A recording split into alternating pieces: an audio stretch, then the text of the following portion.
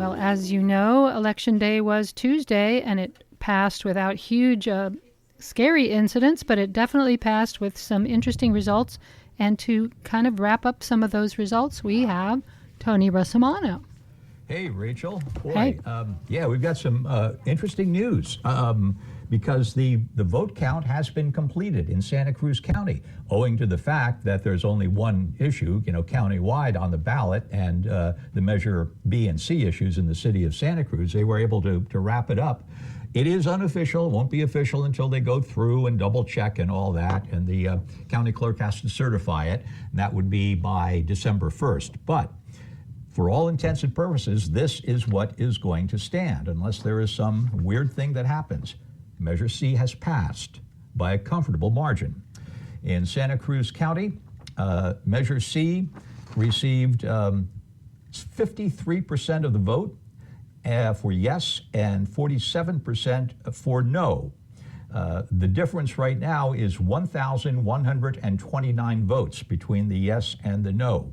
And these are the unofficial results, so it does not seem likely that there's going to be much of a change, or certainly enough of a change to make a difference in Measure C passing. As for Measure B, sticking a fork in it, it's dead. Measure B has been thoroughly renounced and defeated, 88% no versus 12% yes.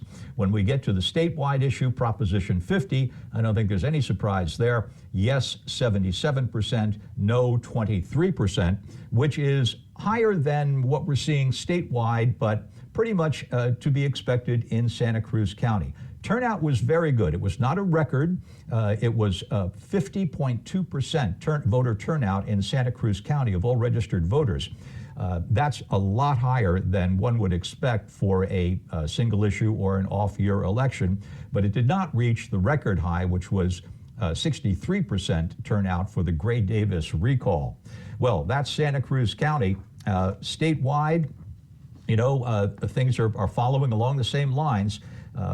Vote by mail was a very popular way to vote this year. Lots of people voted, many people voted vote by mail. In Santa Cruz County, it was 45% voting by mail, 5% in person of the 173,000 registered voters.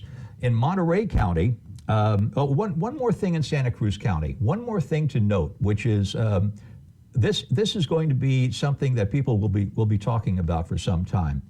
The highest demographic voter turnout in terms of age. Are you ready for this? The 18 to 25 group. 29% of the 18 to 25 registered voters voted in this election. 29%. It started out slow. Now, so they're number one. Tied for number two is the 65 plus. Normally the top, the top turnout demographic. 65 plus and 35 to 49 age group both came in at 25% of the registered voters in turnout, and the 50 to 65 age group was third at 23%. So late voting, in-person voting by the 18 to 25 demographic is what did it, and we certainly saw that in terms of the lines and the extreme wait time at the one voting center on the UCSC campus that was in operation during the election, when wait times at the supposed close of voting at 8 p.m., there were still hundreds of people in line at that Stevenson vote center, and the wait time that we measured up there, that we took counts and we took actual evidence from the people who were waiting, 2 hours to vote. Now, that's not a surprise. It shouldn't have been a surprise to the county, because last year at the same time there was an hour and a half wait for the same issue. People were. Is it typical, though, Tony, to have only one polling place when it's an off-year election? Is that just like standard procedure? I don't know what standard procedure is, but I think there should have been. There certainly was an awareness that this was an important issue and it was getting a lot of attention. There were hundreds and hundreds of students who were registered to vote by other students working on campus. There were also other students working to tell the students, going, I mean, literally door to door and stopping people in the plazas to tell them, look, you're registered to vote. Don't wait till election night to vote. Now, people who were registered early and beat the deadline for registration, yeah, they didn't have much of a problem. But if you wanted to use same-day registration, that held everybody up. You'd get in line, you'd get to the front desk, you'd say, you know, I want to vote. The election worker would say, okay, you know, you need to have same-day registration, and they'd hand you a form to fill out. That holds everybody up.